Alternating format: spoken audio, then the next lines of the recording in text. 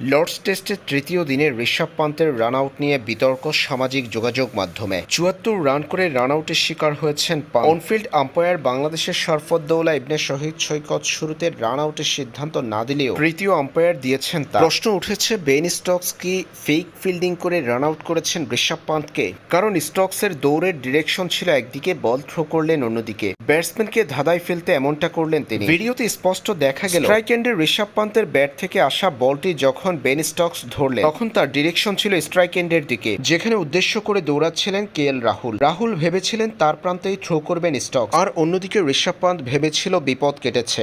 অথচ কেএল রাহুলের দিকে তাকিয়ে উল্টো ঘুরে বল থ্রো করে ঋষভ পান্তের স্টাম্প ভেঙে ফেললেন বেন স্টোকস। দেখে মনে হচ্ছে ব্যাটসম্যানকে ধাঁধায় ফেলে কেএল রাহুল স্ট্রাইক এন্ডে পৌঁছানোর পর ফেক ফিল্ডিং করে নন স্ট্রাইক এন্ডে ঋষভ পান্তের স্টাম্প ভেঙে রান আউট করেছেন বেন স্টোকস। ক্রিজে পৌঁছানোর সামান্য আগেই রান আউটের শিকার হয়েছেন ঋষভ পান্ত।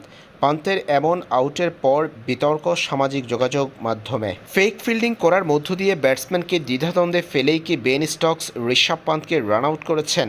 এটা নিয়ে উঠেছে প্রশ্ন।